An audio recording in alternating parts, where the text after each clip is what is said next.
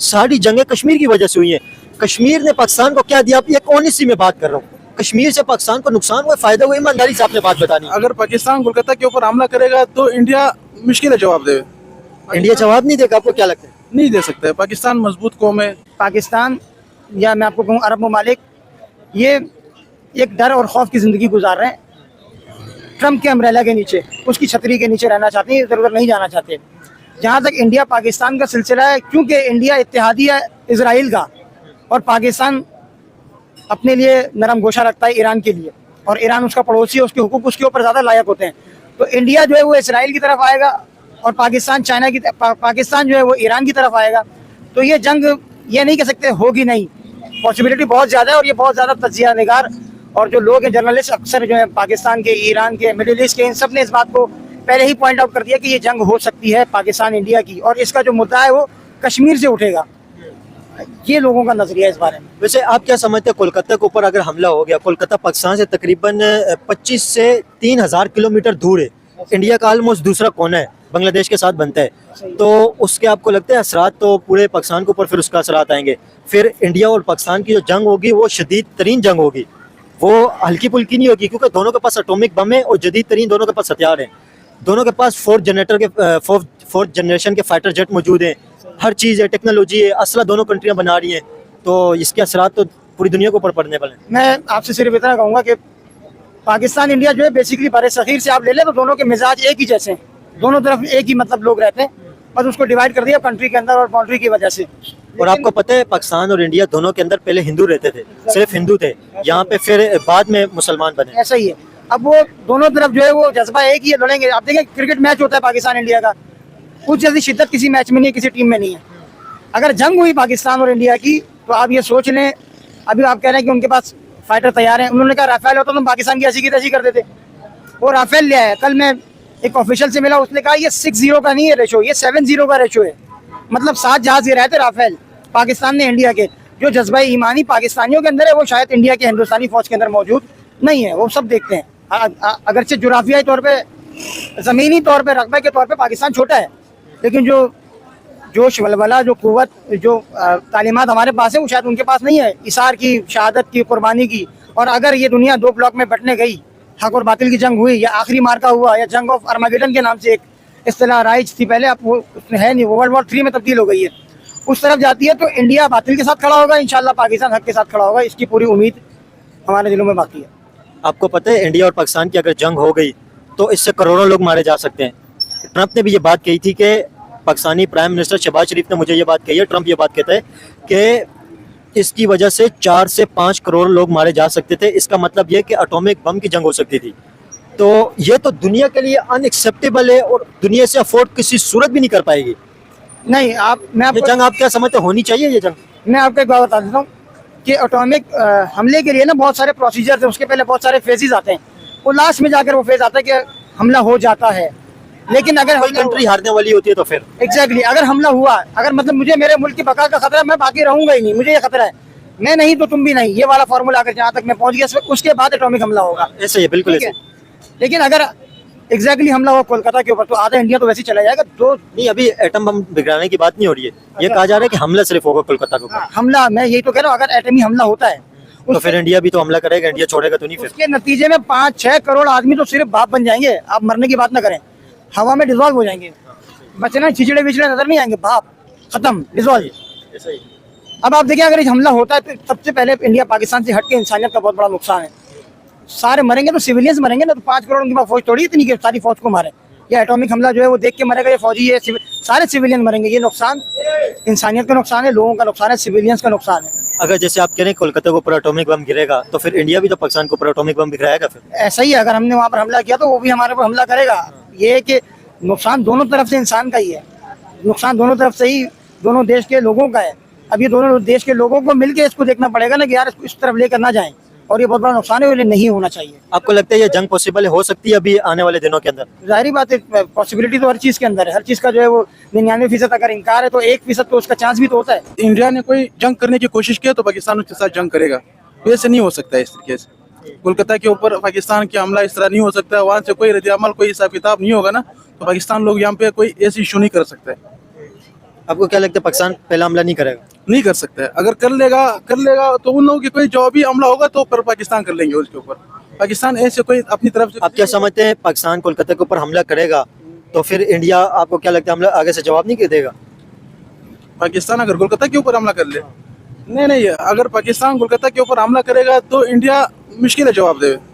India जवाब नहीं देगा, आपको क्या लगता है? नहीं दे सकता है। पाकिस्तान मजबूत कौम है, पाकिस्तान के इदारे बिल्कुल मजबूत है। बहुत ठीक है, नो डाउट पाकिस्तान के इदारे मजबूत हैं, पाकिस्तान के अंदर एक स्ट्रॉन्ग फौज मौजूद है, लेकिन इंडिया भी कोई छोटी कंट्री तो नहीं है, इंडिया तो पाकिस्तान से भी बड़ी कंट्री है। असल पाकिस्तान के लोग ईमान से मजबूत है।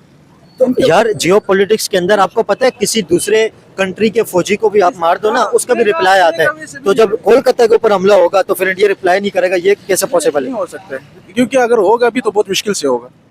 ये जब अफगानिस्तान के ऊपर पाकिस्तान ने हमला किया था, जी। अफगानिस्तान जब रिप्लाई दे सकते हैं तो फिर इंडिया किस जगह पे बैठा हुआ? इंडिया तो बहुत बड़े मतलब अफगानिस्तान जो ना वो इस्लामी मुल्क है, उसके पास ईमान है, ईमान मजबूत है। पाकिस्तान के पास ईमान है, इंडिया के पास क्या चीज़ है? उसमें कोई ईमान है, कोई वो है, कुछ भी नहीं।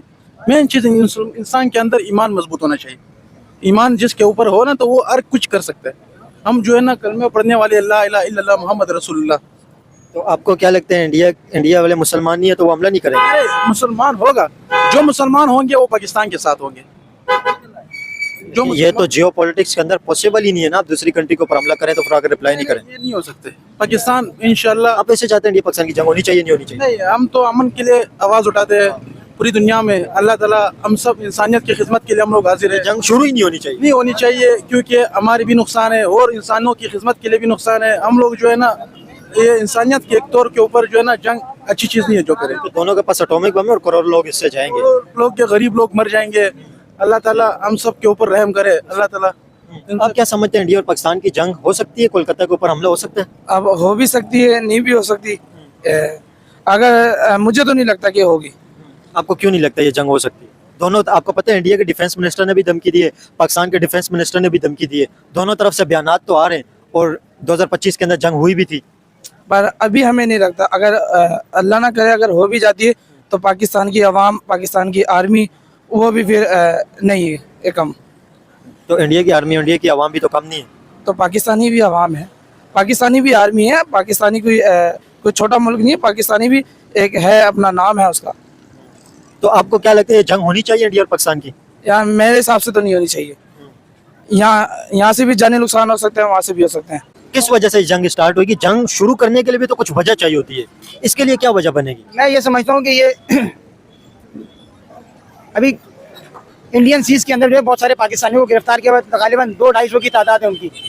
अब फिशरमैन को जो गिरफ्तार जी किया, जी जी जी। अब मैं ये तजिया निगारों की बात सुन रहा था कि उन्होंने ये कहा कि उनको उठाकर आप लेकर जाएंगे कश्मीर में और उनको एज अ पाकिस्तानी डिक्लेयर करके, दहशतगर्द डिक्लेयर करके, पाकिस्तान से आए हुए पकड़ा गए उनको इंडियन सी के अंदर, उसको पकड़ के लेके जा रहे हैं वहाँ कश्मीर के अंदर, उनको डिक्लेयर करेंगे पाकिस्तानी दहशतगर्द है, फिर वहाँ पर उनको फांसियाँ देंगे। ये बेस बनेगी, मुझे ये लगता है इस वक्त कश्मीर के ऊपर हमला होगा, फिर कश्मीर के ऊपर हमला होगा, कश्मीर जो है वो मुद्दा बनेगा। तो इंडिया और पाकिस्तान की जंग जब भी हुई, आप 65 की देख लें, 48 की जंग देख लें, जब पाकिस्तान आज़ाद हुआ उसके 1 साल के बाद दोबारा जंग होगी थी। अगर 2019 वाली आप देख लें, पुलवामा वाला जब हुआ था, फिर 2025 वाला देख लें, पहलगाम वाला जब हुआ था, 1965 की आप जंग देख लें, सारी जंगें कश्मीर की वजह से हुई हैं। कश्मीर ने पाकिस्तान को क्या दिया? आप एक ऑनेस्टी में बात कर रहा हूँ, कश्मीर से पाकिस्तान को नुकसान हुआ, फायदा हुआ? ईमानदारी से आपने बात बतानी है, न्यूट्रल होकर ईमानदारी से बात बतानी है। हम ये कहते हैं कि नुकसान, अभी आप बताएं फलस्तीन ने ईरान को क्या फायदा दिया? नुकसान ही हुआ ना उनके। फलस्तीन और ईरान का तो अभी वो तो एक अलग मसला है ना, मैं उसकी वजूहात भी अलग हैं, उसकी चीज़ें सब अलग हैं, लेकिन कश्मीर का मसला वो अलग है, वो वाला मसला अलग है। हाँ, मैं मतलब आपको सिर्फ उसको कंपैरिजन कर रहा था कि वहाँ पर भी कोई फायदा, बात वक्त इंसान फायदा नहीं देखता है ना। मिसाल देता हूँ मैं आपको, मजलूम के साथ खड़ा होना ही जो है ना वो माशरत है, वो डिप्लोमेसी है। अगर मजलूम के साथ आप खड़े नहीं होते, अभी कश्मीर को अकेला छोड़ देना, इंडिया देखे ना पाकिस्तान देखे, तो कौन उठा के ले जाएगा? चाइना ले जाएगा आपसे। तो उनके लोगों के वहाँ के हुकूक उनको दिए जाए, उनके लोगों के साथ जो बाहमी राब्ता हम आहंगी के साथ उनको चलाएं, इसमें मसला नहीं है। लेकिन बार बार देखें, दो ममालिक के बीच में कश्मीर फंस गया है अभी। कश्मीर के लोगों के साथ ज्यादती होती है, होती रहती है। मैं ये कहूँगा अगर इंडिया को रास्ता मिले पाकिस्तान से, फिर उसको अफगानिस्तान से, फिर उसको ईरान से, ये पूरा अगर कॉरिडोर बने, इसमें पाकिस्तान की इकनॉमी कहाँ जाएगी? आपका अंदाजा है? अगर इमरान खान ने भी ये बात कही थी कि इस चीज़ से पाकिस्तान की इकोनॉमी बेहतर हो सकती है। नवाज शरीफ ने ये बात कही है, नवाज शरीफ कहते हैं कि इंडिया से बिजनेस होना चाहिए। ऐसे ही मैं यही तो कह रहा हूँ कि अगर ये नफरतें ये जो मसले मसाइल है, इसको अगर एक खाने में बंद करके अगर उसको बिल्कुल रूट को साफ रखा जाए ना, ट्रेड के और इकोनॉमी के, तो इंडिया, पाकिस्तान, अफगानिस्तान, ईरान और ये पूरा इतना बड़ा कॉरिडोर बनेगा, शायद दुनिया इस तरफ आपकी तरफ आ जाएगी। इंडिया और पाकिस्तान की जंग होगी और कोलकाता के ऊपर पाकिस्तान हमला करने की तैयारी कर रहे हैं। इस तरह के इंडियन डिफेंस मिनिस्टर की तरफ से भी बयान आ रहे हैं। पाकिस्तान के डिफेंस मिनिस्टर ख्वाजा आसिफ ने बयान दिए कि हम कोलकाता के ऊपर हमला करेंगे। ख्वाजा आसिफ ने ये बात कही है। देखें, हम ऐसा कभी भी नहीं चाहते हैं। हमारी ख्वाहिश यही है कि वो भी अमन से रहें और हम भी अमन से रहें, वो भी अपने मुल्क में खुशहाली के साथ ज़िंदगी गुजारें और हम भी। लेकिन अगर इंडिया हम पर जंग मुसल्लत करता है तो पाकिस्तान का बच्चा बच्चा इंशाल्लाह अपने पूरे जज्बे के साथ अपने मुल्क की हिफाजत के लिए सर पर कफन बाहर बांध कर निकलेगा और इंशाल्लाह उसके दांत खट्टे ज़रूर करेंगे। तो कोलकाता आपको पता है इंडिया के दूसरे कोने के ऊपर है, बांग्लादेश के साथ है बंगाल, तो बंगाल का एक बहुत बड़ा सिटी है कोलकाता।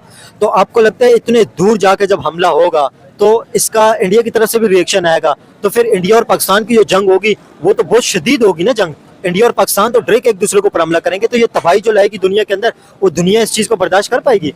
भाई, मैं जहाँ तक मेरी राय का ताल्लुक है, मैं तो ये जंग चाहता ही नहीं, क्योंकि कोई भी जंग हो उसमें इंसानियत की तबाही होती है, इंसानियत तबाह बर्बाद होती है। इंसान में हिंदू भी इंसान है, मुसलमान भी इंसान है, यहूदी भी इंसान है और ईसाई भी इंसान है। जब किसी के घर में मैयत आती है तो उसके क्या जज्बात होते हैं, उसके क्या एहसासात होते हैं।